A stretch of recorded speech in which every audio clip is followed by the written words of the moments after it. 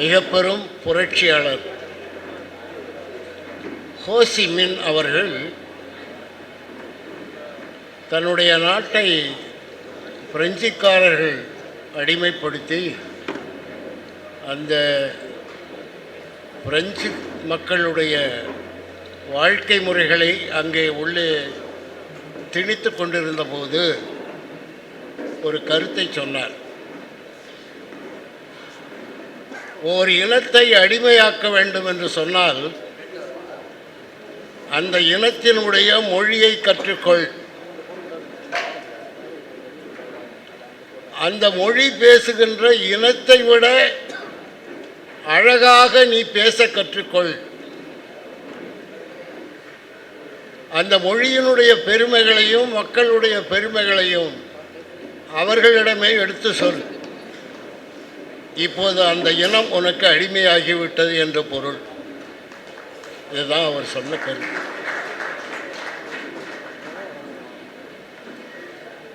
தமிழரா திராவிடரா என்ற ஒரு கருத்தை மையமாக வைத்து இந்த கருத்தரங்கம் நடந்து கொண்டிருக்கிறது. நண்பர் செந்தமிழன் அவர்கள் இந்த தலைப்பை பற்றிய ஒரு கருத்தை வெளியிட்டார்கள். எனக்கும் கூட அதில் உடன்பாடு உண்டு.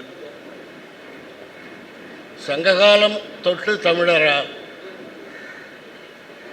அப்போ தொல்காப்பியர் காலத்தில் தமிழர் இல்லையா? தொல்காப்பியர் காலத்திற்கு முன்பு தமிழர் இல்லையா என்ற ஒரு வினா எழுவதற்கு வாய்ப்புண்டு. இறையனாரும் எம்பெருமான் முருகவேளும் கட்டி காத்த அந்த முதல் தமிழ் சங்கத்தில் இருந்து இந்த உலகம் ஒரு தமிழன் இருக்கும் வரையில் அழிந்து போகின்ற ஒரு நிலை வந்தாலும் கூட நாம் தமிழரே.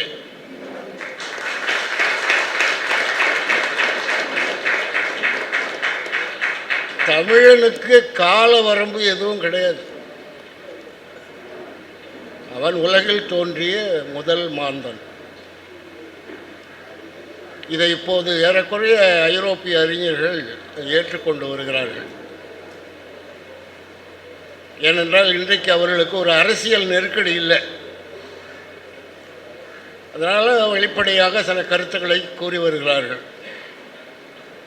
இங்கே காலை அமர்விலே பேசிய அனைவருமே சிறப்பாக பேசினார்கள். முதலில் தொடங்கி வைத்த அருமை நண்பர் களஞ்சியம் அவர்கள் உணர்ச்சி பூர்வமான செய்திகளை உங்களிடையே வெளியிட்டார். நான் இந்த நிகழ்விலே உங்களுடைய முகத்தை எல்லாம் கவனித்து கொண்டிருந்த போது ஒவ்வொருவருடைய பேச்சிலும் உங்களுடைய முகம் மாறி மாறி செல்வதை நான் பார்த்தேன். ஒவ்வொருவரும் ஒரு சுவையை உங்களுக்கு ஊட்டியிருக்கிறார்கள். அந்த அளவிலே சற்று முன்பு பேசிய அறிஞர் வெங்கட்ராமன் அவர்கள் மிகச்சிறந்த ஒரு சொற்பொழிவு. இதை ஒரு நூலாக கூட வெளியிட வேண்டும் என்று நான் விரும்பினேன். ஐயா மணியரசன் அவர்களிடம் சொன்னேன். அதில் ஒரு வரி கூட விட்டு போனால் அந்த கருத்தினுடைய தொடர்ச்சியும் விட்டு போகும் என்ற கருத்தையும் நான் சொல்லியிருக்கிறேன். ஆகவே இந்த தமிழர் என்ற சொல்லை நாம் பல முறை பயன்படுத்துகின்ற பொழுது என்னுடைய ஒரு தாழ்மையான கருத்து, இந்த திராவிடர் என்ற சொல்லையே நாம் புறக்கணிக்க வேண்டும் என்பது என்னுடைய கருத்து.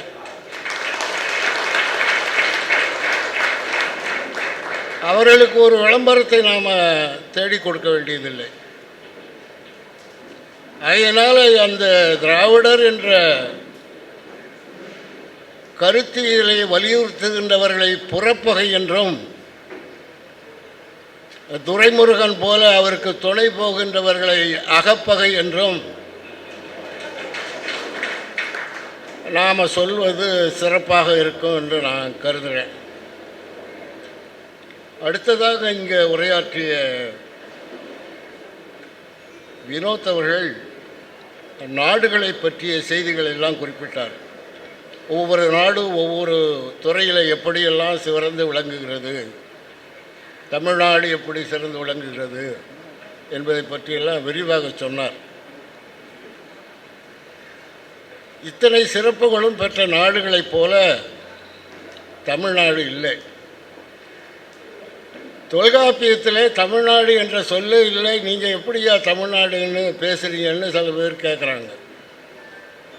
தமிழ்நாடு என்று அவர் சொல்லவில்லை தான். ஆனால் என்ன சொன்னார்? இந்த தமிழ்நாட்டை அறிவந்தேயம் என்று அவர் சொன்னார்.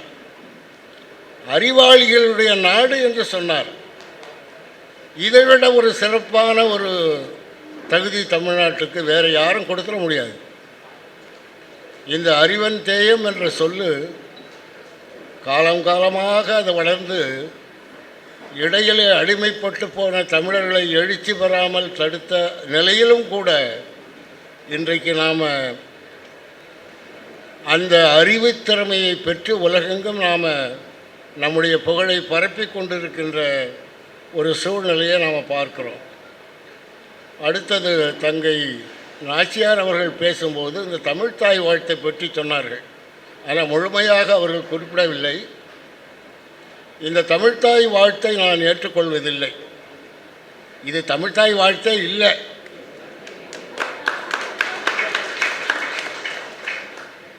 மனோன்மணியம் சுந்தரன் அவர்கள் எழுதிய அந்த பாடல் தமிழினுடைய பெருமையை உயர்த்துவதற்காக எழுதப்பட்டது. அவர் காலத்தில் இந்த திராவிடம் என்ற சொல்லு பொதுவாக வழக்கில் தான் இருந்தது. அதைத்தான் அவர் பயன்படுத்தினார். ஆனால் அதற்கு பிறகு அவர் கடைசியில் கன்னடமும் கலிதெலுங்கும் மலையாளமும் துளுவும் உன் உதிரத்தே உதித்தது போல் ஆரியம் போல் வழக்கொழிந்து சிதையா உன் சீரிழமை திறம்பியந்து வாழ்த்துவோமே அப்படின்னார். இந்த தென்னிந்திய மொழிகள் எல்லாம் உன் வயிற்றிலிருந்து பிறந்தது. தெலுங்கு உள்பட ஆரியம் சிதைஞ்சு போச்சு, அது வழக்க மொழியாக இல்லை. அப்படியெல்லாம் இல்லாத இந்த தமிழை உன்னை வாழ்த்துகிறேன்னு சொன்னார். இந்த 4 வரியை எடுத்துட்டாங்க.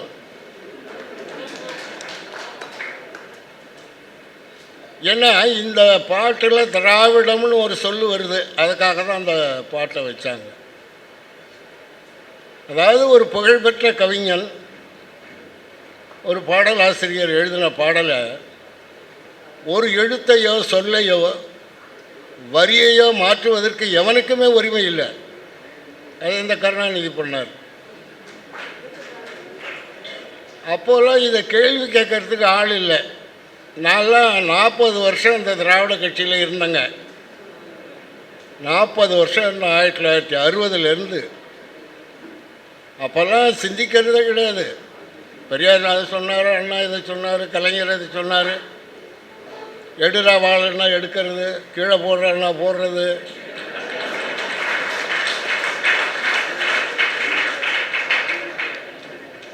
இது இப்படி கொஞ்சம் அறிவு சார்ந்து சிந்திக்கிறவர்களையே இவங்கெல்லாம் திசை திருப்பிட்டாங்கன்னு நினைக்கும் போது நாம் எல்லாம் எவ்வளோ முட்டாளாக இருந்திருக்கோன்னு தான் இப்போ நினைக்கிறோம். இந்த 50-60 ஆண்டு கால திராவிடர் ஆட்சியில் என்ன வளர்ந்தது என்று பார்த்தா, அந்த கருணாநிதி குடும்பத்தில் 8 பேருக்கு நிதிங்கிற பேர் தான் வளர்ந்துருக்கு.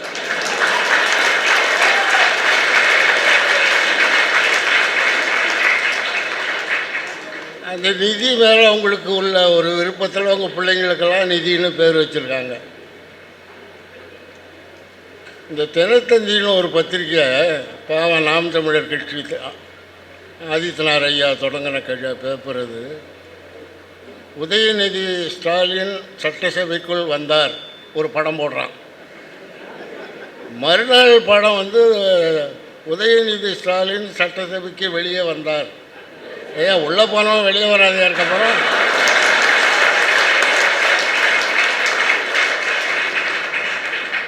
இப்படியெல்லாம் இந்த தினத்தந்தி பேப்பர் எழுதுது. இது எங்கே போய் சொல்கிறது? அதில் ஒரு தலையங்கம் 2000 ஆண்டுகள் இல்லாத அந்த வளர்ச்சியை இந்த 100 நாளில் ஸ்டாலின் சாதித்து காட்டியிருக்கிறார்னு ஒரு தலையங்கம் தினத்தந்தியில். என்ன சாதித்திருக்காருன்னு பார்த்தா 123 அறிவிப்பை வெளியிட்டிருக்காரான். இந்த பாருங்கள், இந்த ஒரு தமிழனுடைய பத்திரிக்கை எப்படியெல்லாம் அடிமைப்பட்டு போய் தமிழர்களை முடக்கி ஏமாத்துதுன்னு பாருங்கள். இன்றைக்கு நமக்கு ஊடகம் வலிமை இல்லை. இந்த சமூக ஊடகம் மட்டும் இல்லாமல் இருந்தால் ஏறக்குறைய தமிழ்நாடு முழுவதையுமே இந்த புறப்பகையாளர்கள் வென்றெடுத்திருப்பாங்க. இப்போ இந்த திராவிட களஞ்சியம் என்ற சொல் வந்தது கூட, நான் கூட ஒரு காணொலி வெளியிட்டிருந்தேன். பலரும் வெளியிட்டிருந்தாங்க, கடுமையான எதிர்ப்பு. இதெல்லாம் இந்த 2007, 2006 அவங்க செஞ்சுருந்தாங்கன்னா அது யாரும் கேட்க போகிறதில்ல. அவங்க என்னென்னலாம் செஞ்சுக்கிட்டு இருந்தாங்களோ அதெல்லாம் நம்ம தலையாட்டிக்கிட்டு தான் இருந்தோம். இது தமிழுக்கு ஒரு பெருமையில் தான் இருந்தோம். இந்த 2009க்கு பிறகு தான் ஒரு மாற்றம் தமிழர்கிட்ட வந்துட்டுது.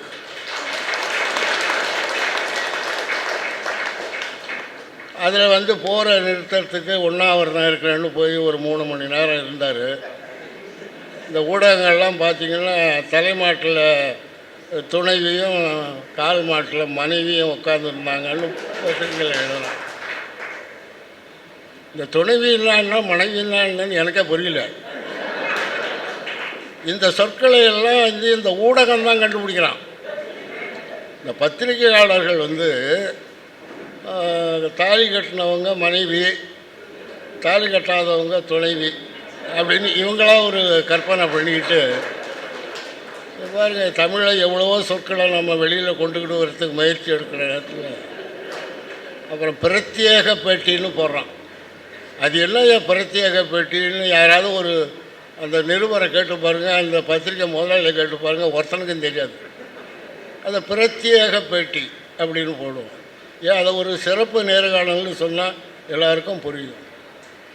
இப்படி இந்த தமிழையை கொலை பண்ணுறதுக்குன்னே இந்த ஊடகங்களும் தொலைக்காட்சிகளும் இந்த காலத்தில் முழுமூச்சாக ஈடுபட்டுக்கிட்டு இருக்காங்க. அதெல்லாம் தடுத்து நிறுத்த வேண்டிய பொறுப்பு இப்போ நம்மகிட்ட வந்துட்டுது. ஸ்டாலின் டெல்லிக்கு போகிறாரு, மோடியை பார்க்குறாரு, பார்த்து என்ன பேசுனாருன்னு தெரியல. அப்புறம் சோனியா காந்தி அம்மையாரை போய் பார்க்குறாரு. அவங்கக்கிட்ட ஒரு புத்தகத்தை கொடுக்குறாரு. அந்த புத்தகம் என்னன்னா, the civilisation from Indus to Vaigai, the civilisation from Indus to Vaigai அப்படின்னு ஒரு புத்தகத்தை சோனியா காந்திகிட்ட கொடுக்குறாரு. நீங்கள் 15,000 ஆண்டுகளாக திராவிட மொழி இருந்ததுன்னு ஒரு புத்தகத்தை கொடுத்தா கூட அந்த அம்மா பார்க்க போகிறதில்ல. அந்த அம்மாவுக்கு அதை பற்றி ஒன்றும் தெரியாது. நான் என்ன சொல்கிறேன், இந்த புத்தகத்தை மோடிக்கிட்ட கொடுத்துருக்கணும். ஃப்ரம் இண்டஸ் டு வைகைங்கிற நூலை மோடிக்கிட்ட கொடுத்துருந்தா, அழகாக அருவிடத்தனமாக பேசுகிற சரஸ்வதி இண்டஸ் டு வைகைன்னு தான் நாங்கள் சொல்லிகிட்டு இருக்கோம்னு சொல்லுவார் அவர். இந்த புத்தகத்தினுடைய தலைப்பை பாருங்கள். இண்டஸ் டு வைகைன்னா சிந்து வெளியிலேருந்து நாகரிகம் வைகை கரைக்கு வந்ததுன்னு அவர் எழுதுகிறான் புத்தகம். இது எவ்வளவு பெரிய வரலாற்று மோசடி இது! இப்படி யாராவது எழுதுவாங்களா? இந்த புத்தகத்தை தான் கொண்டு போய் அங்கே கொடுக்குறாரு. இதுக்கு முன்னாடி இந்த மாதிரியான செய்திகள் எல்லாம் சொன்னவங்க ஐராவத மகாதேவன், ஒரு ராஜவேலுன்னு ஒருத்தர், டாக்டர் மதிவாணன் ஒருத்தர், இவங்கெல்லாம் அந்த தலைப்புகளெல்லாம் பார்த்திங்கன்னா இண்டஸ் வேலி சிவிலைசேஷன், டிராவிடியன் ஸ்பீச். ஆனால் உள்ளே இருக்கிற மேற்கோள்லாம் பார்த்திங்கன்னா சங்க இலக்கியங்கள்லேருந்து தான் கொடுப்பாங்க. இப்படி சிந்துவெளி நாகரிகத்தை பற்றி எழுதினவங்க எல்லாருமே அந்த திராவிடம் என்ற சொல்ல உள்ளே திணிச்சிருக்காங்க. இதை படிக்கிற மாணவர்களுக்கு ஒரு தவறான சிந்தனை வருவதற்காக வாய்ப்பு இருக்குது. இன்றைக்கி 6ஆம் கிளாஸ் பாட புத்தகத்தில் சிந்துவெளி நாகரிகம் கிமு 2500ன்னு எழுதியிருக்கான். அவன் 15 வருஷத்துக்கு முன்னாடியே சிந்துவெளி நாகரிகம் கிமு 9500க்கு முன்னாடி இருக்குன்னு அவன் எழுதி வச்சுருக்கான். ஆய்வு கண்டுபிடிச்சி சொல்லிட்டான். இதை மாற்றுவதற்கு எந்த நடவடிக்கையும் இந்த 60 ஆண்டுகளில் இந்த அரசு எடுக்கலை. அதாவது திராவிடம் தமிழர்களை அடிமைப்படுத்துவதற்கு அவர்கள் ஆயுதமாக பலவற்றை பயன்படுத்தினாலும் கூட இந்த பாடத்திட்டத்தை அவர்கள் முதல் ஆயுதமாக பயன்படுத்தினார்கள் என்பது என்னுடைய கருத்து. அதில் தான் அவர்கள் தவறான தகவல்களை சொல்லி இன்னும் மாணவர்களை அந்த அறியாமையிலே வச்சுருக்காங்க. இப்போ சிந்துவெளி நாகரிகம் பற்றி நிறைய செய்திகள்லாம் வந்துட்டுது. உங்களுக்கு தெரியாத இன்னொரு செய்தி இப்போ புதுசாக வந்திருக்கு. மெகர்கர்னு ஒரு இடம், Mehrgarh, the civilisation of Mehrgarh அப்படின்னு இப்போ ஒரு ஆய்வு எழுதி நூல்கள்லாம் வெளியில் வந்திருக்கு. இந்த மெகர்கருங்கிற இடம் எங்கே இருக்குது அப்படின்னா, அந்த ஹிந்து குஷ்னு ஒரு மலைப்பகுதி இருக்குது. அங்கே தான் அந்த மெகர்கர் நாகரிகம் இருந்ததுன்னு இன்றைக்கி ஆய்வாளர்கள் அதை கண்டுபிடிச்சி சொல்லியிருக்காங்க. அந்த ஹிந்து குஷ் என்பதற்கு அவர்கள் சொல்லுகின்ற விளக்கம் என்னென்னா, அந்த சிந்து வெளி நாகரிக மக்களைப் போலவே அவர்களும் மகிழ்ச்சியாக வாழ்ந்தார்கள், அதான் இந்து குஷ் என்ற ஒரு கருத்தை தான் அந்த சொல்லு விளக்குதுன்னு சொல்கிறாங்க. இப்போ அந்த மெகர்கர் நாகரிகம் எங்கே இருக்குது, அந்த பகுதி எங்கே இருக்குதுன்னு பார்த்தீங்கன்னா, இன்றைக்கி தாலிபான் படைகளை எதிர்த்து போராடிக்கிட்டு இருக்கான் பாரு, பஞ்சஷீர்னு ஒருத்தன், பஞ்சஷீர்னு ஒரு மக்கள் போராடிக்கிட்டு இருக்காங்க. இந்த பஞ்சஷீர் என்பதற்கு 5 சிங்கம் என்று பொருள். 5 சிங்கம் என்பது உட்பொருள், 5 சிறப்புகள் என்பது தான் புறப்பொருள். ஏன்னா 5 வகையில் அந்த மக்கள் நாங்கள் சிறப்பு பெற்றவர்கள் என்று அவர்கள் காலங்காலமாக சொல்லிட்டு வராங்க. அதனால தான் அவங்க அந்த நாட்டுக்கு அந்த பஞ்சஷீர் என்று பேர் வைக்கிறாங்க. இந்த பஞ்சஷீர் மக்களுக்கும் ஆப்கானியர்களுக்கு தாலிபான்களுக்கும் உள்ள வேறுபாடு என்னென்னா, இவன் காலமாக ஒரே இனமாக இருக்கிறவன். இந்த தாலிபான்கள்லாம் கலப்பினோம். இப்போ தமிழ்நாட்டை எடுத்துக்கிட்டிங்கன்னா, திருச்சி, மதுரை, திண்டுக்கல் வரையில் கூட அப்படி நாம் கொஞ்சம் கலப்பில்லாமல் போகலாம்.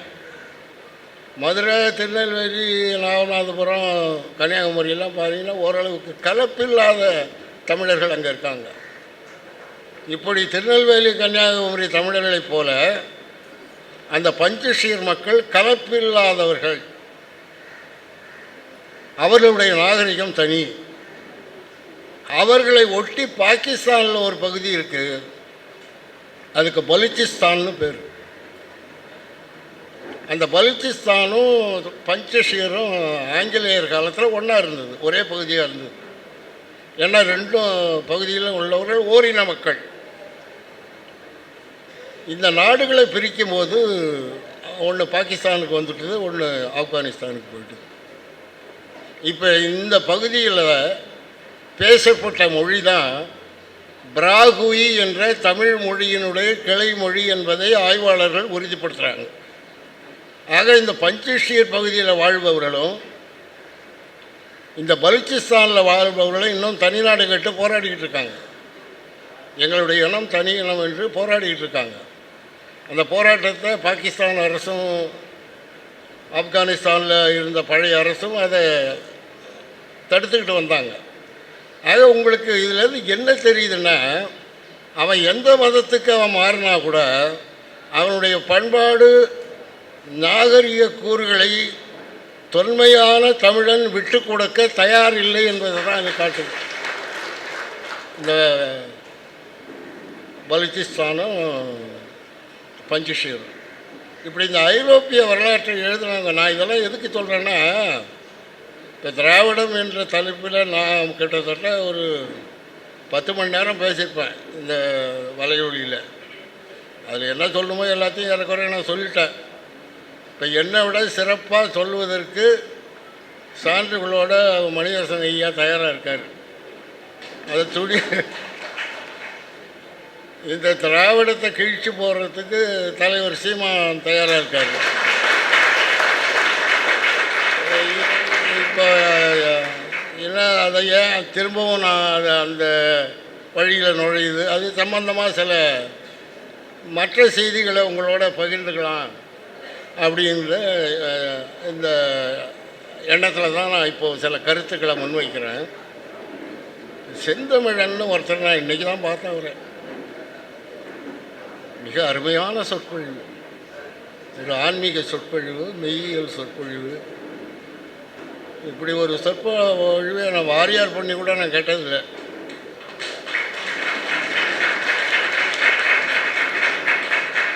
அவர் வாரியார் அந்த புராணங்களில் உள்ளவர் நினைச்சிருவார். அவர் செந்தமிழன் பேசும்போது முழுக்க முழுக்க தமிழ் இலக்கியங்களை மேற்கோள் காட்டி பேசினார். இதெல்லாம் பொதுவாக சொல்லுவாங்க, இதெல்லாம் தமிழ் தாயினுடைய தவப்பயன்னு சொல்லுவாங்க. செந்தமிழன்னு சொன்னாலே நல்ல தமிழர்னு ஒரு பொருள் இருக்குது, சிவபெருமானுடைய தமிழன்னு ஒரு பொருள் வரும் அதில். ஆக அந்த சிவனுடைய பெருமையை பற்றி ரொம்ப அழகாக பேசினார். தென்னாடுடைய சிவனே போற்றி, எந்நாட்டவர்க்கும் இறைவா போற்றி அப்படின்னு நம்ம தமிழர்கள் பாடி வச்சாங்க. அதை சில இந்த பகுத்தறிவுவாதிகள், தமிழ்நாட்டிலே அவரை கும்பிட்றவன் பாதி பேர் கூட இல்லை, எங்கேயோ வெளிநாட்டிலலாம் சேர்த்து கும்பிட்றான்னு சொல்கிறீங்க அப்படின்னு ஒரு கிண்டலாக சொல்லுவாங்க. இப்போ என்னுடைய ஆய்வுகளில் நான் பார்க்கின்ற போது சிவன் என்ற முழுமுதற் கடவுள் எபிரேயர்களால் வணங்கப்பட்டிருக்கான், பாபிலோனியர்களால் வணங்கப்பட்டிருக்கான், அசீரியர்களால் வணங்கப்பட்டிருக்கான், போனீஷியர்களால் வணங்கப்பட்டிருக்கான், கனானியர்களால் வணங்கப்பட்டிருக்கான். இன்னும் உள்ள நுழைஞ்சி பார்த்தீங்கன்னா அராபியர்களாலும் வணங்கப்பட்டிருக்கான்.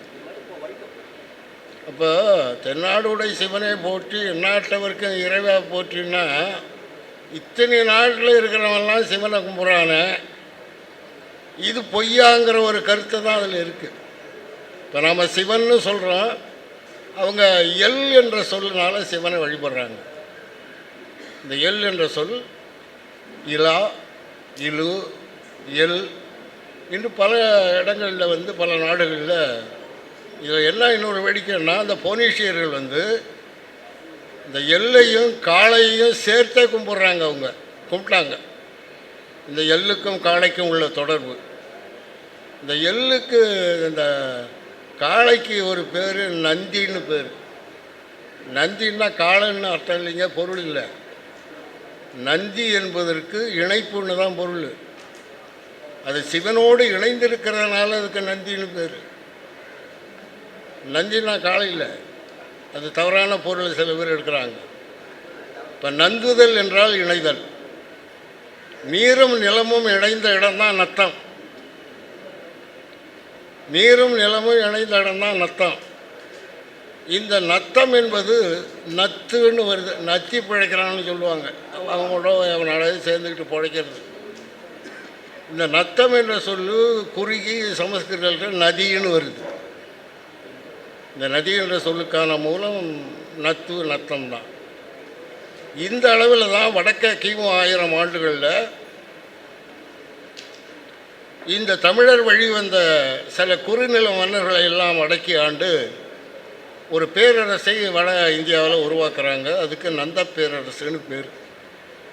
இந்த நந்த பேரரசு என்பதற்கு பல தமிழ் இனங்களை ஒன்று சேர்த்து உருவாக்கப்பட்ட அரசு. வரலாற்றில் முதல் பேரரசு அதுதான், இந்த நந்த பேரரசு தான். அதை ஒழிப்பதற்கு இந்த பிராமணர்கள்லாம் என்னென்ன சூழ்ச்சி செய்தார்கள் அதெல்லாம் வரலாறு.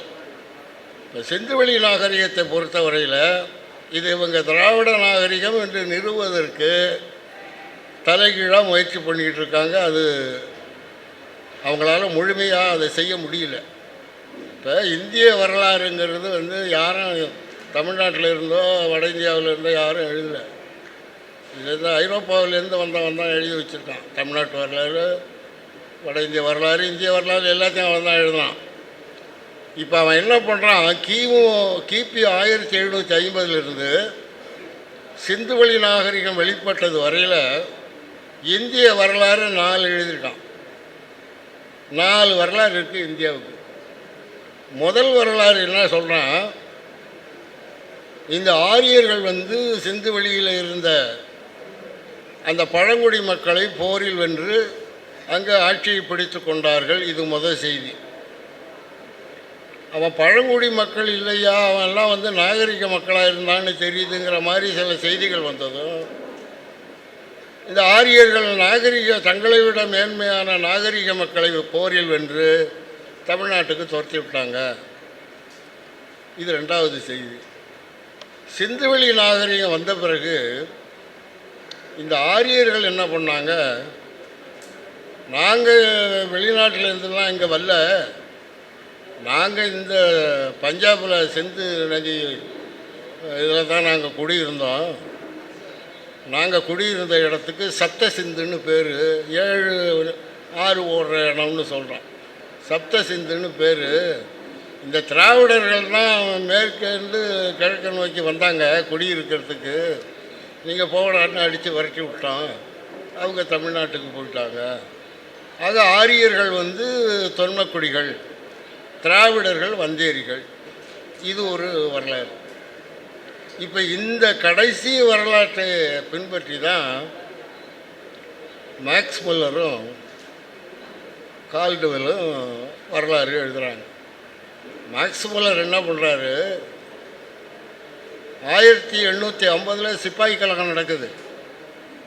அந்த சிப்பாய் கழகத்தில் நடந்ததும் அந்த ஆங்கிலேய இராணுவத்தில் இருந்தவன் ரொம்ப பேர் பயந்துவிட்டான். இனிமேல் நாம் இங்கே பணியாற்றுறது சரியாக இருக்காதுன்னு ஓடிவிட்டாங்க.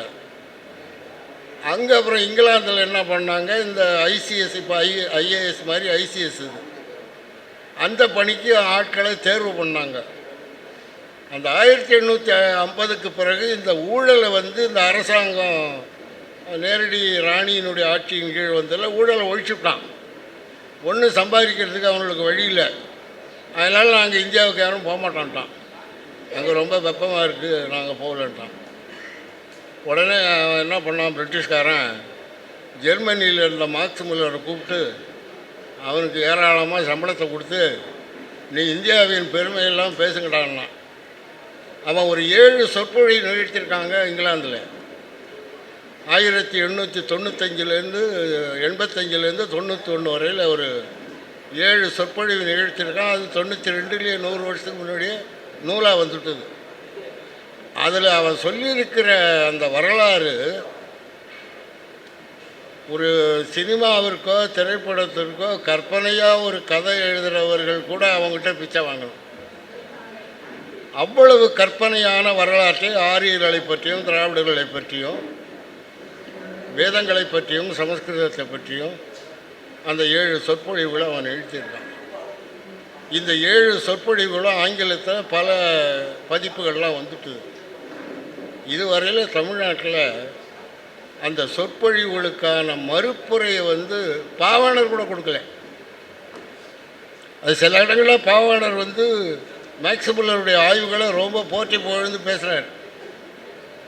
அதில் அவன் சொல்லியிருக்கிறது அவ்வளவும் பொய். இந்த 7 சொற்பொழிவுகளுக்கும் நான் மறுப்பு எழுதியிருக்கேன். இப்போ அது ஒரு நூலாக வெளியே வரப்போகுது. இப்போ பாவாணர் சில காலம் இந்த திராவிட கட்சிகளோட கொஞ்சம் தொடர்பில் இருந்தார். ஏன்னா அவருடைய வறுமை, அது அவருடைய வறுமையின் காரணமாக அந்த தொடர்பில் இருந்தார். பெரியார் கூட ஒரு தடவை 200 ரூபா கொடுத்தாராம், பாவாணருக்கு 200 ரூபா பணம் கொடுத்தாராம் அப்படின்னு அவங்க சொல்கிறாங்க. அது எந்த அளவுக்கு உண்மைன்னு தெரியல. இப்போ இந்த திராவிடம் என்ற சொல்லு எப்படிலாம் வந்ததுன்னு நான் விளக்கியிருக்கிறேன். இந்த சொற்கள் இப்போ ஐயா சொன்ன மாதிரி திரும்பி சொற்கள். இது இப்போ தமிழ்நாடுன்னு பேர் வச்சப்ப தமிழ் நடு அப்படின்னு வச்சுருவாங்க. இப்போ நீங்கள் அதை படித்து பாருங்கள், தமிழ் நடுன்னு தான் வரும். ஏன் அதை தமிழ்நாடுன்னு அப்போவே பண்ணியிருக்கலாம்ல? இப்போ ஆலப்புழை கோழிக்கோடுன்னு கேரள அரசாங்கம் எழுதும்போது அந்த ரகரத்துக்கு அவன் இசைக்கேச்சு போடுறான்.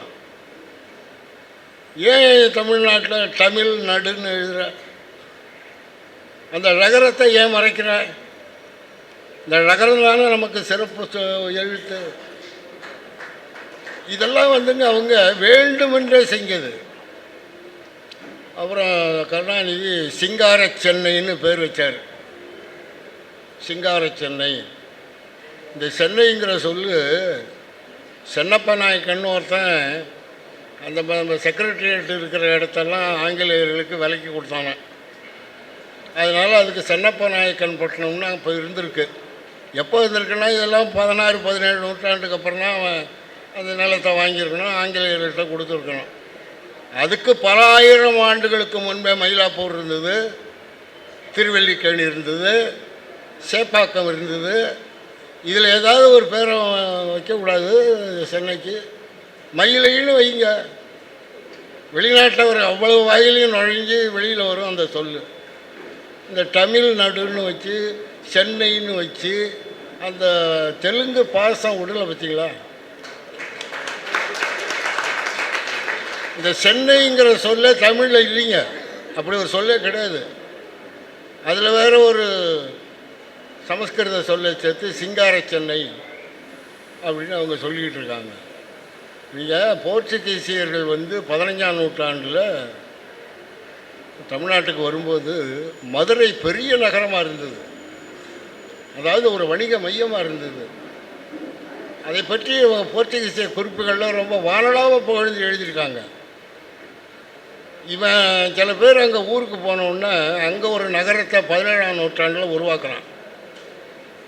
அந்த ஊருக்கு மதுரை பேரில் அவன் மேட்ரிட்னு வைக்கிறாங்க, அவன் மொழியில் வைக்கிறான். தமிழை தமிழிக்கூஸ் இப்படிலாம் வச்ச மாதிரி அவன் மேட்ரிட்னு வைக்கிறான். இந்த மேட்ரிட்னு வச்ச சொல்ல திரும்பி அவன் சென்னை சாந்தோமில் குடியிருப்புகளெல்லாம் புதிய நகரம் உருவாக்கும்போது மெட்ராஸ்ன்னு மாற்றுறான். மதுரை எங்கே போய் திரும்பி எப்படி வந்திருக்கு பாருங்க. இப்படி தமிழை கொலை பண்ணி இந்த ஐரோப்பியர்கள் இதை தமிழ்நாட்டினுடைய வரலாற்றை குட்டிச்சவராயிட்டாங்க.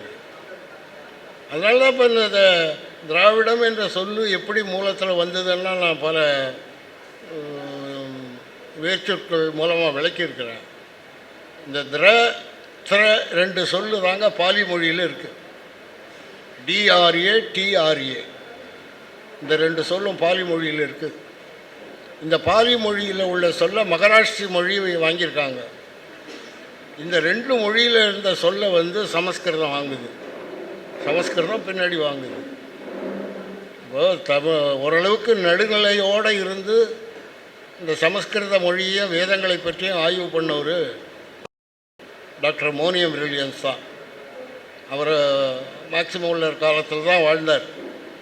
அவர் ஓரளவுக்கு நடுநிலையோடு எழுதியிருக்காரு அவருடைய அகராதியிலையும் குறிப்புகள்லையும்.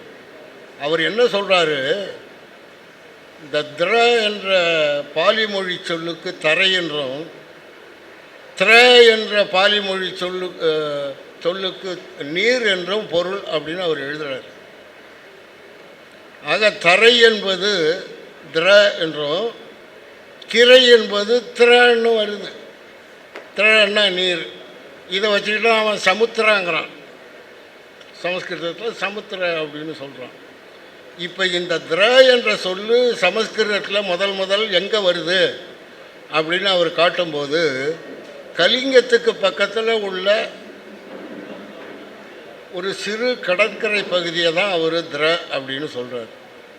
இந்த தமிழை எப்படி கொலை பண்ணி என்னென்ன சொற்களெல்லாம் போட்டு மாற்றினானோ அந்த மாதிரி இந்த திரங்கிற சொல்லை இந்த புத்த சமண சமயத்தவர்கள் என்னென்னவெல்லாம் போட்டு மாற்றி அந்த திராவிடன்னு மாற்றிட்டாங்க. அந்த கதையெல்லாம் சொன்னோம்னா நேரம் ஆகும். அதனால் இந்த திராவிட என்ற சொல்லு ஒரு திரிபு சொல்லிலிருந்து எவனோ ஒருவன் இடையில் சொன்ன சொல்லுது. அதுக்கு ஒன்றும் இலக்கிய சான்று இல்லைன்னு மோனியர் வில்லியம்ஸே சொல்கிறார். இந்த திரங்கிற சொல்ல தான் திராவிடம்னு வந்தது, தமிழ திராவிட அப்படின்னு வந்ததுன்னு அது ஒரு சாரார்.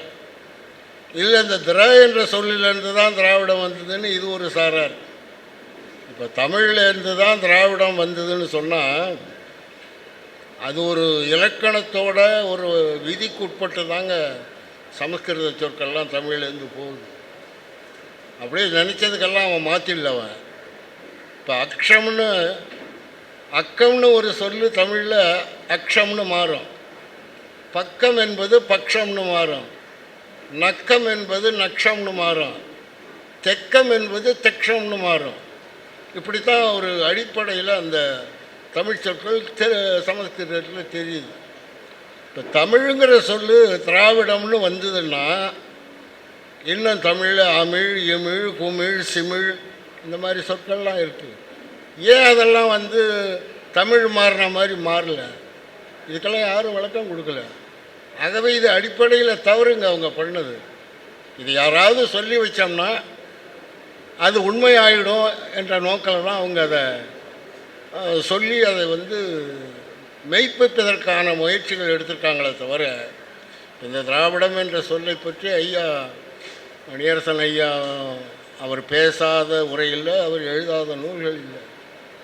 அவ்வளோ விளக்கமாக சொல்லிவிட்டார். அதுக்கு மேலெல்லாம் நாம் ஒன்றும் விளக்கம் சொல்ல வேண்டியதில்லை. அவருடைய நூல்களை படித்து பார்த்தீங்கன்னாவே ஓரளவுக்கு அந்த திராவிடம் என்ற சொல்லினுடைய உண்மைத்தன்மை உங்களுக்கு விளங்கும். இப்போது அந்த காலத்தில் திராவிடம் என்ற மொழி எப்படி பிரிஞ்சுது அப்படின்னு ஒரு கருத்தை சொல்லும்போது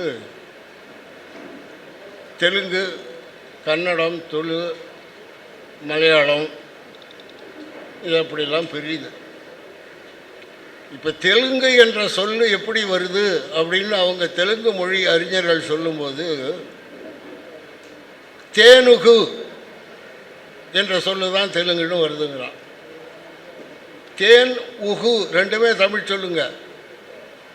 தேன், உகு அப்படின்னா தேனை போல இனிமையானது என்ற அதுக்கு பொருள். இந்த தேனை போன்ற இனிமையானது தேன், உகு என்ற தமிழ் சொல்லு தான் தேனுகு தெலுங்குன்னு வருது. அந்த தெலுங்குங்கிறது அவங்கள்ட்ட ஒன்றும் வேறு சொல்லும் கிடையாது, ஒரு வெங்காயமும் கிடையாது. இப்போ கன்னடம் என்ற சொல்லுவது எப்படி வருதுன்னா கன்னம், இடம். கன்னம், இடம், கன்னடம். கன்னம்னா கருமை, அதாவது கரிசல் நிலம். கரிசல் நிலம் அதிகமாக இருக்கிற கருமை நிலம் இருப்பதனால அதுக்கு கன்னடம்னு பேர் வந்தது. இப்போ கருநாடுன்னு சொல்கிறாங்க, கர்நாடகன்னு ஏறக்குறைய அதுவும் அதே பொருள் தான். சோழர்கள் ஆட்சியில் மைசூர் தமிழகத்தோடு இணைஞ்சிருந்தது. அப்போ அதுக்கு எருமையூர்னு பேர். எருமை கருப்பாக இருக்கிறதுனால அந்த கருமையை வச்சு அவங்க எருமையூர்னு மைசூரை சொன்னாங்க. அதை எருமைன்னு கூட சொல்லக்கூடாதுங்க, இருமைன்னு தான் சொல்லணும். அது எருமை இல்லது, இருமை. அதை மையுங்கிறது கருப்பு, இருமைன்னா டபுள் பிளாக்குன்னு வச்சுக்கோங்க, அவ்வளவு கருப்பானதுன்னு அர்த்தம். அந்த எருமையூர் என்பதை தான் மைசூர்னு மாற்றுறாங்க. மை என்பதற்கு கருமை. இப்படி உங்களுக்கு எல்லா சொற்களுமே பார்த்திங்கன்னா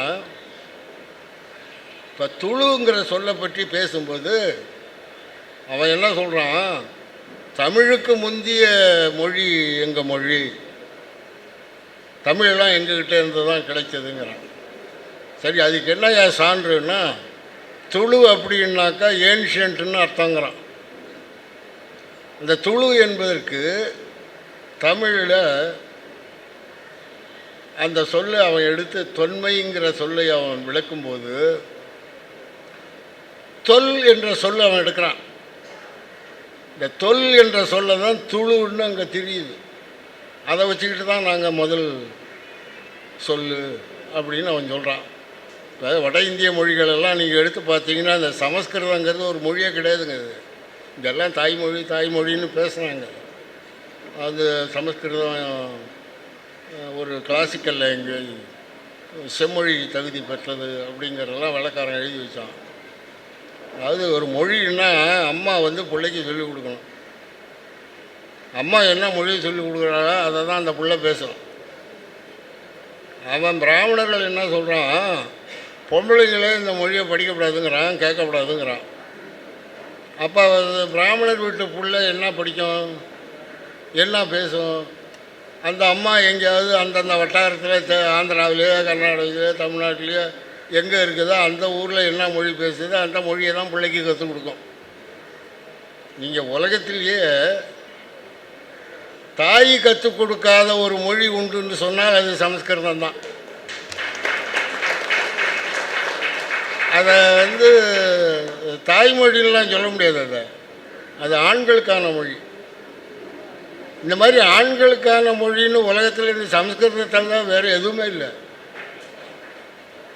அப்போல்லாம் சூத்திரனுக்கு கற்றுக் கொடுக்காத, பெண்களுக்கு கற்றுக் கொடுக்காத, ஈயத்தை காய்ச்சி ஊற்று அப்படின்னு சொன்னோம். அப்புறம் இப்போ எதுக்கு கோடி கோடியாக செலவு பண்ணுறேன்? அதாவது இந்த முரண்பாடுகளை எல்லாம் எடுத்து சொல்வதற்கு தமிழ்நாட்டில் ஆட்கள் இல்லாமல் போயிட்டாங்க. நீங்கள் 18ஆம் நூற்றாண்டினுடைய இறுதியில் நல்லூர் ஞானப்பிரகாச அடிகள், ராபி சேதுப்பிள்ளை, மறைமலை அடிகள், தேவனையா பாவாணர், இந்த மாதிரி தமிழ் அறிஞர்கள் எல்லாம் இந்த 1940கள் வரையில் இருந்து இந்த தமிழை ஒரு உயரமான இடத்துல தூக்கி வச்சுட்டு போனாங்க. அந்த உயரத்தில் இருந்த தமிழை அப்படியே பாதுகாப்பதற்கு நாம் தவறிவிட்டோம். 67க்கு பிறகு அந்த தமிழ் இருந்த அந்த அரியாசனத்தை அடித்து நொறுக்கி கீழே தள்ளிட்டாங்க. இன்றைக்கி தமிழறிஞர்கள்னு சொல்லிக்கிறவங்கெல்லாம் விருது, பணம், பதவி, ஏதோ அமைச்சர்களுடைய நட்பு, இதுக்காக நாங்கள் எல்லாம் தமிழறிஞர்கள் சொல்லிக்கிட்டு திராவிடத்தை ஆதரிச்சுக்கிட்டு இருக்கான். இந்த தமிழறிஞர்னு சொல்கிறதுக்கு எவனுக்குமே அங்கே தகுதி இல்லை. பாவாணருக்கு பிறகு தமிழறிஞர்னு சொல்லக்கூடிய தகுதி படைத்த ஒரே ஆள் இருந்தார். அவர் போன மாதம் செத்துட்டார். இளங்குமரன் ஐயா இருந்தார். அதுக்கு பிறகு ஒரு தமிழறிஞர் இப்போ இருக்கிறாருங்கிறத நான் ஏற்றுக்கலை. இப்போ இருக்கிறலாம் தமிழ் வணிகர்கள், இவங்க வியாபாரிங்க, இவங்க தமிழை விற்றுக்கிட்டு இருக்கிறவங்க. அதனால் இந்த தமிழை நாம் மீட்டெடுக்க வேண்டும் என்று சொன்னால், இப்போ பாவாணர் என்ன சொன்னார்? தமிழ் தென்னக மொழிகளுக்கு தாயாகவும் சமஸ்கிருதத்துக்கு ஆரியத்திற்கு மூலமாகவும் இருக்குன்னு சொன்னார். அதாவது திராவிட மொழிகளுக்கு தாயாகவும் ஆரியத்திற்கு மூலமாகவும் இருக்கிறது அப்படின்னு சொன்னார். 40 வருஷத்துக்கு முன்னாடி சொன்னார். அதை இன்றைக்கி நாம் எடுத்திருக்கிற ஆய்வுகள் எல்லாம் பார்க்கின்ற பொழுது தமிழ் இந்திய மொழிகளுக்கு தாயாகவும் உலக மொழிகளுக்கு மூலமாகவும் இருக்கிறது.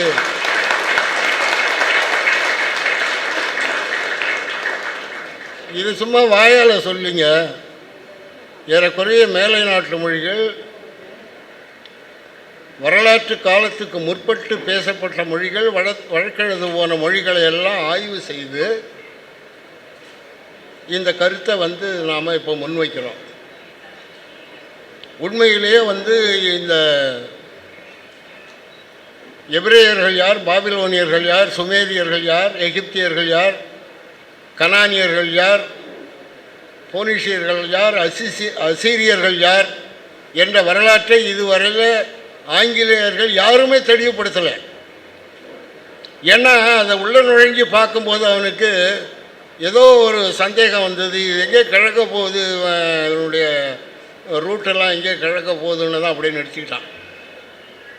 இப்போ நான் சொன்ன இனங்கள் அத்தனையும் குமரிக்கண்ட அழிவிற்கு பிறகும் அதற்கு பின்னரும் புலம்பெயர்ந்து போன தமிழர்கள். இதெல்லாம் சான்றுகளோடு எழுதியிருக்கோம். குறைய நான் ஒரு மேலை மொழிகளில் ஒரு 22 மொழிகள் வரலாற்று காலத்துக்கு முற்பட்டது பிற்பட்டதில் ஏறக்குறைய 1,00,000 சொற்களுக்கு நான் தமிழ் மூலத்தில் அதை காட்டியிருப்பேன்னு நினைக்கிறேன். நான் எண்ணில் இருக்கலாம். இதை நாம் ஏதோ குருட்டு வாக்கில் மற்றவர்களுக்கு தெரியாதுங்கிற நோக்கத்தில் நாம் அந்த மாதிரிலாம் சொல்ல, இதை வெளிப்படையாக 20 ஆண்டுகளாக வெளியில் வந்துட்டுது. இதுவரையில் அந்த நூல்களுக்கான மறுப்புகள் எதையும் தெரிவிக்கலை. ஆனால் இந்த முகநூலில் அப்பப்போ எழுதுவான் என்னை பற்றி. நான் அதை பற்றி ஒன்றும் கவலைப்படுறதில்ல. இவன் கிறிஸ்துவன், இவனுக்கும் தமிழுக்கும் சம்மந்தமே இல்லை அப்படின்னு ஒருத்தன் எழுதுவான். இவன் தமிழனே இல்லைன்னு எழுதுவான். தமிழ் மொழிக்கு இவன் வந்து சொல்கிறதெல்லாம் பொய் அப்படின்னு எழுதுவான். இவன் பிஜேபியினுடைய கைக்கூலின்னு எழுதுவான். இதெல்லாம் எழுதிக்கிட்டு இருக்கானுங்க. நான் அந்த மாதிரி விமர்சனங்களை எல்லாம் பார்த்து பழகினதுனால நான் அது எனக்கு எந்த ஒரு மன உளைச்சலும் கிடையாது. நீ எதை பண்ணின்னு எழுதினாலும் எழுது, நாயின்னு எழுதினாலும் எழுது, இந்த தமிழ் வளர்ந்தா போதும்னு நான் நினச்சிக்கிட்டு இருக்கேன்.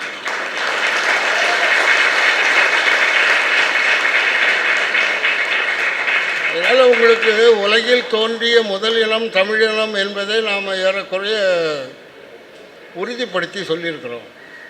இதில் பைபிள்லேருந்து சில எடுத்துக்காட்டுகள் சொன்னோம்னா பாரு, இந்த பைபிளையும் இருந்தாலும் பிரச்சாரம் பண்ணிகிட்டு இருக்காம்மா. நான் பைபிளையும் சரி, இஸ்லாத்தையும் சரி, புத்த சமண மதங்களை பற்றியெல்லாம் நான் ஆய்வு பண்ணி நூல்கள் வெளியிட்டிருக்கேன். நான் அந்த மெய்யியலுக்குள்ளே நுழையிறதே கிடையாது. அதனால் அது சிக்கல் வரும். இப்போ தமிழர் மெய்யியலை பற்றி தம்பி ரொம்ப அழகாக பேசினான். இந்த தமிழருடைய மெய்யியல் என்பது இயல் தான். அது முதல்ல அதனால தான் இயல் இசை நாடகம்னு வச்சாங்க. இயல் என்றாலே உண்மை தான் அது. அதுக்கப்புறம் இந்த ஆரிய பொய்யுரைகள், புறவு கடைகள்லாம் வந்ததுன்னா அதுலேருந்து வேறுபடுத்தி காட்டுறதுக்காக மெய்யியல்னு வச்சாங்க. அதாவது மற்றதெல்லாம் பொய்யியலுங்கிறத காட்டாமல் அதை மெய்யியல் என்ற சொல் அதுக்கப்புறம் தான் வருது. தமிழர்களை பொறுத்த வரையில் நான் ஒரு 5 நிமிடம் முடிச்சுக்கிறேன். தென்னாடுடை சிவனே போற்றி, எந்நாட்டவருக்கும் இறைவா போற்றி. இந்த வரிகளை வந்து நான் மனப்பூர்வமாக ஏற்றுக்கொள்பவன்.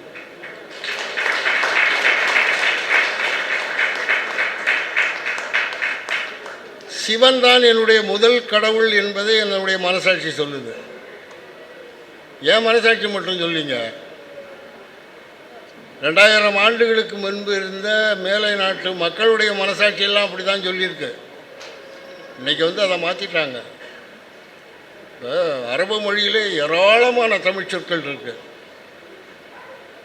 இப்போ தம்பி கூட தென்னமழன் பேசும்போது சொன்னார், இந்த ஓது என்ற சொல்லை பற்றி சொன்னார். அந்த ஓதுங்கிறது வா போட்டு அந்த ஓன்னு எழுதுகிறோம்ல, வா வா விவி ஓ, அந்த மாதிரி அந்த ஓன்னு எழுதி தூள்னு எழுதுங்க.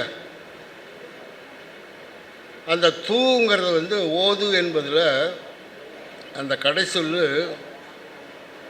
தோன்னு வரும். அதை அப்படியே திருப்பி போட்டு பாருங்க, துவான்னு வரும். இந்த ஓது என்ற சொல்லு தான் துவான்னு வருது. இப்போ ஓதுங்கிற சொல்லுக்கு என்ன பொருளோ அதே துவாவுக்கு. இந்த அல்லாங்கிறது நல்லா தமிழ் சொல்லுங்க. அதை அவன் வேறு வேறு மாற்றி என்னென்னமோ சொல்லிகிட்டு இருக்கான். அந்த சைவ சித்தாந்தம் என்ன சொல்லுது, கடவுளை நீ எப்படி வேணாலும் கும்பிட்றாங்கிறான். நீங்கள் தமிழனை தவிர வேறு எந்த மதமும் இந்த தமிழனை இப்படி கும்பிடு, நீ செல்வையை தான் கும்பிடணும், நீ பொறையை தான் கும்பிடணும்லாம் ஒரு கட்டாயப்படுத்துவாங்க. ஆனால் தமிழை பொறுத்தவரையில் சைவ சித்தாந்தம் என்ன சொல்லுது, இறைவனை அருவமாக வழிபடலாம், உருவமாக வழிபடலாம், அருவுருவமாக வழிபடலாம். இந்த 3 சாய்ஸையும் கொடுக்குறாங்க. நீ எப்படி வேணாலும் கும்பிடுங்க. நீங்கள் கிறிஸ்துவ, இஸ்லாமிய மற்ற மதங்கள்லாம் அதை அந்த மாதிரிலாம் சொல்ல மாட்டாங்க. இப்போ உருவமாக வழிபடணுன்னா அவன் விக்கிரக ஆராதனை பண்ணுறான், அவனை கிறிஸ்தவ மதத்துலேருந்து இஸ்லாம் மதத்துலேருந்து நீக்கும்பாங்க. அங்கே ஆப்கானிஸ்தானில் புத்தர் சிலையவை அடித்து ஓடித்து காலி பண்ணிட்டானுங்க. அருவமாக வழிபடுவது என்பது சிவவாக்கியர் சொன்ன மாதிரி மனத்துக்குள்ளே இறைவனை ஏற்றுக்கொண்டு வழிபடுவது. அது சித்தர்கள் செய்கின்ற வேலை. இப்போ நமக்கெல்லாம் சொன்னால் புரியாது. அந்த அருவ வழிபாடுங்கிறது நமக்கு புரியாது. அவர்கள் சித்தர்கள் மேற்கொண்ட வழிபாடு. அதெல்லாம் அவன் பிஹெச்டி பண்ணவன். அந்த பிஹெச்டி சப்ஜெக்டை போய் 1ஆம் கிளாஸில் இருக்கவனுக்கு சொல்லிக் கொடுக்க முடியாது. உருவ வழிபாடுங்கிறது ஏறக்குறைய நாம் இப்போ பண்ணிக்கிட்டு இருக்கோம். இப்போ அருவுருவ வழிபாடுன்னா என்ன? இப்போ உருவ வழிபாட்டில் அந்த பொருளை நாம் பார்க்கலாம், அருவ வழிபாட்டில் பார்க்க முடியாது, கடவுளை பார்க்க முடியாது. உருவ வழிபாட்டில் நாம் ஓரளவுக்கு அதை பார்க்குறோம். அருவுருவம்னா என்னன்னா பார்க்கலாம், தொட முடியாது. இதுதான் அருவுருவ வழிபாடு. இதை தான் வள்ளலார் பண்ணார். நீங்கள் ஒளியை பார்க்கலாம், தொட முடியுமா உங்களால்? பாருங்கள், தமிழை எவ்வளவு உயர்வான ஒரு மெய்யியல் அவங்ககிட்ட இருந்திருக்கு பாருங்கள். இப்போ 4 நிலங்களாக பிரித்தாங்க தமிழ்நாட்டில். குறிஞ்சி, முல்லை, மருதம், நெய்தல். இதில் இந்த குறிஞ்சி, முல்லை 2 நிலத்துக்காரனுக்கும் வெப்பம் தேவைப்பட்டது. ஏன்னா அவன் குளிரில் இருக்கான். இந்த மருதம், நெய்தலில் இருக்கவனுக்கு குளிர் தேவைப்படுது, இவன் வெப்பத்தில் இருக்கான். ஆக இந்த 4 நிலங்களில் பாதி பேர் குளிரை விரும்புகிறான், பாதி பேர் வெப்பத்தை விரும்புகிறான். ஆக இந்த வெப்பமும் குளிரும் சேர்ந்து தான் தமிழர்களுக்கு ஒரு மெய்யியலை உருவாக்குது. இந்த 4 நிலத்திற்கும் சேர்த்து அவன் வெப்பத்தையும் வணங்கணுங்கிறான், குளிரையும் வணங்குங்கிறான். வெப்பம் குளிரும் 2 நமக்கு தமிழனுக்கு தேவை அப்படின்னு அவன் சொன்னதனுடைய அடிப்படையில் உருவானது தான் வலது பக்கம் சிவனையும் இடது பக்கம் உமையையும் கொண்டு, சிவனை வெப்பமாகவும் உமையை குளிராகவும் கொண்டு சிவன் என்ற ஒரு உருவகத்தை தமிழன் படைக்கிறான். இந்த சிவன் என்ற உருவகம் தமிழருடைய மெய்யியல் கோட்பாட்டினுடைய முதல் கோட்பாடு. இசையை பற்றி தம்பி பேசினார். எபிரேய மொழியில் ஆணுக்கு இசைன்னு பேர், பொண்ணுக்கு இசான்னு பேர். பாருங்கள் எப்படி வச்சுருக்காங்க. அந்த இசைங்கிற சொல்லு தான், இசை என்ற சொல்லு தான் அங்கே மக்களுக்கு ஆணுக்கு இசை என்றும் பெண்ணுக்கு இசா என்றும் அந்த எபிரேய மொழி பைபிள் சொல்லுது. அதில் கடவுள் எல் என்ற கடவுள் தான் உலகை படைத்தார்னு பைபிள் சொல்லுது. அதில் ஆதாம் என்ற மனிதனை முதல்ல படைக்கிறார். இந்த ஆதாம் என்பது முழுக்க முழுக்க தமிழ் சொல்லுங்க. அது தாம்னு 2ஆக பிரியும். ஆன்னா பிகினிங், தொடக்கம்னு அர்த்தம். தாம்னா சிவப்புன்னு அர்த்தம். இந்த தாம்லேருந்து வந்தது தான் தாமரை. இந்த தாமரைன்னு ஏன் அதுக்கு பேருன்னா, தாமம்னா சிவப்பு, அரைன்னா கொடி, அருணா கொடின்னு சொல்கிறோம்ல, அந்த மாதிரி கொடி அது. அந்த கொடியில் பூத்த செம்மலர்னு பொருள். இதை சில பேர் வெள்ளை தாமரைன்னு எழுதுவான். அது மாதிரி எழுதக்கூடாது. வெள்ளை தாமரை என்பது பொருள் குற்றம். அது பாரதி கூட பார்த்துருக்கான், வெள்ளை தாமரை புவியில் இருப்பாள்னு. அப்படி எழுதக்கூடாது. வெள்ளை தாமரை எழுதணும், வெண்டரைன்னு எழுதணும். ஆகவே இந்த மாதிரி நுணுக்கமான செய்திகளை எல்லாம் நம்ம தமிழ்லேருந்து நாம் எடுத்து சொல்ல முடியும். இதெல்லாம் இந்த திராவிடர்னு சொல்கிற அந்த புலவர்களுக்கும் தெரியாது, இந்த பல்கலைக்கழகத்தில் இருக்க பேராசிரியர்களுக்கும் தெரியாது. இந்த தமிழ் நுணுக்கத்தை நாம் தெரிஞ்சுக்கணும்னா தமிழை நாம் படிக்கணும். ஆக இந்த சிவனும் உமையுமான ஒரு மெய்யியல் கோட்பாடு 4 நிலத்து தமிழர்கள் உருவாக்கினது. சிவன் ஒரு ஃபிலாசபிக்கல் காட், தமிழனுடைய ஃபிலாசபிக்கல் காட். இவன் எப்போ வரான்னா அவன் 20,000 வருஷத்துக்கு முன்னாடியே வந்துட்டான், முதல் சங்கத்திலேயே வந்துட்டான் அவன். இப்போ முருகன் யாருங்கும் போது அவன் ஒரு ஹிஸ்டாரிக்கல் காட். வையத்துள் வாழ்வாங்கு வாழ்வர் வானுலகில் தெய்வத்துள் வைக்கப்படும்னு உள்ளவர் சொன்னார். முருகன் அவ்வாறான ஒரு தெய்வ நிலைக்கு உரிய ஒரு தலைவன். இந்த செய்திகளையெல்லாம் நாம் சரியாக புரிஞ்சிக்கல. இறுதியாக ஒரு சொல்லு, இறையனார் அகப்பொருளை பற்றி தம்பி பேசினார். அதில் இப்போ புதிய செய்திகள் என்ன நான் சொல்ல விரும்புகிறேன்னா, கிரஹாம் ஹேங்காக்குன்னு ஒரு ஆழ்கடல் ஆய்வாளர் இந்திய தீபக்குறையை, தென்னிந்திய பகுதியை அகழ்வாய்வு செய்து ஒரு கருத்தை வெளியிட்டிருக்கார், ஒரு நூல் வெளியிட்டிருக்கார். அதில் ஒரு இறையனார் அகப்பொருளை பற்றி ஒரு கருத்தை சொல்கிறார். இந்த கருத்தில் சொல்லியிருக்கிறதெல்லாம் உண்மைங்கிறார் அவர். ஏன்னா அவங்க பொய்யுங்கிறாங்க, அதை ஒரு உண்மைங்கிறாரு. ஆனால் அதை அவர் தெளிவாக அதை விளக்கி சொல்லலை, ஒரு குழு கொடுக்குறார் உண்மைதான் அப்படின்னு. இப்போ இந்த 4440 ஆண்டு முதல் சங்கம், 3700 ஆண்டு ரெண்டாவது சங்கம், 1750 ஆண்டு மூன்றாவது சங்கம்னு ஒரு கணக்கு வருது. இந்த கணக்கில் ஏதோ ஒரு மர்மம் பதிஞ்சிருக்கு. இது வெறுங்கணக்கு இல்லை, அது அதுக்குள்ளே ஏதோ ஒரு கமுக்கம் பதிஞ்சிருக்கு. அதை என்னன்னு தேடி பார்க்கும்போது தான் இந்த 3 எண்களும் 37ஆல் வகுப்படுது.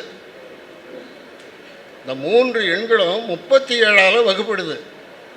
அப்படி பார்க்கின்ற போது தமிழர்கள் ஒரு தலைமுறைக்கான ஆண்டு கணக்கு 37ன்னு அவங்க முடிவு பண்ணி வச்சுருக்காங்க. இந்த 37ஆல் 150 பெருக்குனீங்கன்னா 4440 வரும். 100 பெருக்குனீங்கன்னா 3770 வரும். 50 பெருக்கினீங்கன்னா 1850 வரும். இது ஒன்று சிறப்பு. இந்த புதிய ஆய்வில் இந்த செய்தி வந்தாலும் கூட இதுக்கு தொடர்பாக இன்னொரு செய்தி சுமேரிய நாகரிகத்தில் இருக்குது. அதுதான் புரியல. இந்த வெள்ளக்கதையை எழுதின சுமேரியர்கள் ஒரு 25 தட்டில் எழுதி வச்சுருந்துருக்கான். அதில் ஒரு 2-3 தட்டு தொலைஞ்சி போச்சு, உடஞ்சி போச்சா இன்னும் கண்டுபிடிக்க முடியல. மீதி ஒரு 23 தட்டை வந்து ஒரு 30-40 வருஷம் அங்கங்கே தேடி கண்டுபிடிச்சி இன்றைக்கி அது ஒரு கதையை ஆக்கியிருக்காங்க. அந்த வெள்ளக்கதையை ஆக்கியிருக்காங்க. அந்த 23 தட்டுகள்லேயும் அந்த எழுதப்பட்ட வரிகள் வந்து 37 தான் இருக்குது. இது எப்படி சுமேரியர்கள் இந்த 37 வரிகளை மட்டும் அவன் எழுதுகிறான்? இதை இறையனார் அகப்பொருள் சொன்ன அந்த கால அளவுக்கும் சுமேரியர்கள் அந்த 37 வரிகள்னு எழுதின அந்த செய்திக்கும் தொடர்புகள் நிச்சயமாக இருக்கணும். அது என்ன தொடர்புகள் என்பதை இனிமேல் தான் நாம் ஆய்வு செய்யலான்னு இருக்கோம். ஆக அந்த அளவில் நேரம் கடந்து போச்சுன்னு நினைக்கிறேன். ஐயா மணியரசன் அவர்கள் நிறைய செய்திகளை வச்சுருக்காங்க. நான் இன்னும் நிறைய செய்திகள்லாம் அவங்கக்கிட்ட நான் பேசி சில செய்திகள்லாம் கற்றுக்கிட்டேன்.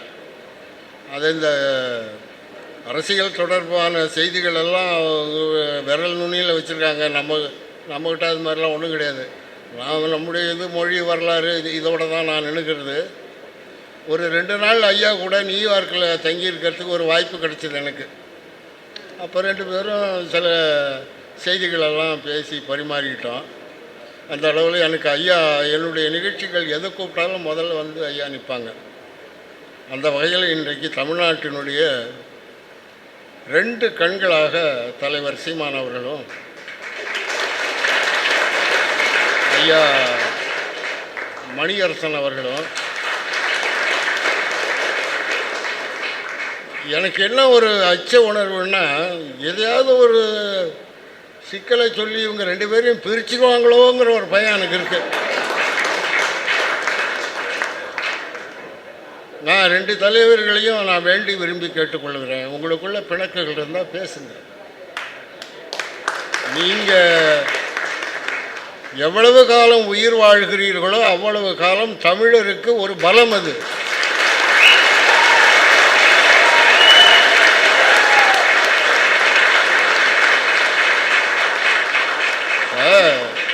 கிபி 70 ஆண்டுகளில் தங்களுடைய நாட்டை விட்டு வெளியேறின யூதர்கள் 2000 ஆண்டுகளுக்கு பிறகு தான் அவன் நாட்டுக்கு வந்தான். நாம் இப்போ நாட்டை மீட்டெடுப்பதற்கான உரிமை போராட்டம் நடத்திட்டு இருக்கோம். இந்த போராட்டம் அடுத்த 5 ஆண்டுகளில் நடக்கலாம், அல்லது அடுத்த 10 ஆண்டுகளில் கூட நடக்கலாம். இந்த தமிழனுடைய ஆட்சி தமிழகத்தில் நிலை பெறும் காலத்தில் நான் உயிரோடு இருக்கணும்னு நான் கடவுளை வேண்டிக்கிறேன்.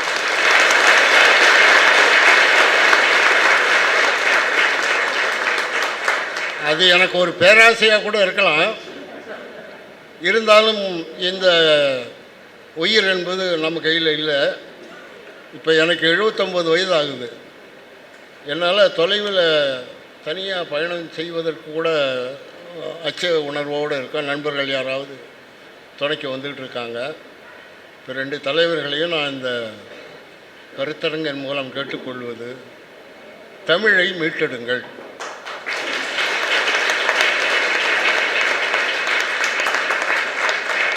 தமிழருக்கு வாழ்வு கொடுங்கள். தமிழருடைய ஆட்சியை இந்த நிலத்தில் நிலைநிறுத்துங்கள் என்று கேட்டுக்கொண்டு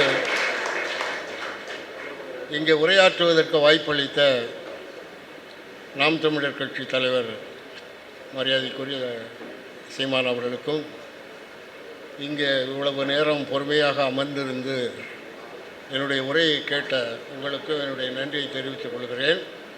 அத்துடன் அடுத்த வாரம் செம்மொழி தமிழாய்வு நிறுவனத்தில் வழக்கும் மரபுங்கிற தலைப்பில் நான் பேசுகிறேன். ஆர்வம் உள்ளவர்கள் வரலாம். அதாவது இந்த வழக்கம் மரபுங்கிறது வந்து இப்போ தேயங்கிற சொல்ல கூட நாம் அதுக்கு எடுத்துக்கலாம். தேயம் என்பது தமிழ் சொல், தேசம் என்பது அது வழக்கு மரபு சொல். பொதுவாக தமிழில் பார்த்திங்கன்னா அந்த யகரம் வந்து சகரமாக மாறும். தேயம் என்பது தேசம்னு வரும், முயல் என்பது முசல்னு வரும், வியாழன் என்பது விசாழன்னு வரும். இப்படி இது வழக்கு சொல். இந்த மாதிரி வழக்கு சொல்லுக்கும் மரபு சொல்லுக்கும் என்ன தொடர்பு இருக்குங்கிற தலைப்பில் தான் நான் அடுத்த வாரம் உரையாற்ற இருக்கிறேன். அதோட அடுத்த நிகழ்வாக அங்கேயே தமிழும் உலக மொழிகளும் என்ற தலைப்பிலையும் ஒரு தொடர்ந்து 3 மணி நேர நிகழ்வு. அது வாய்ப்புள்ளவர்கள் வரலாம். இந்த வாய்ப்புக்கு நன்றி கூறி மீண்டும் உங்களிடமிருந்து விடைபெறுகிறேன். வணக்கம்.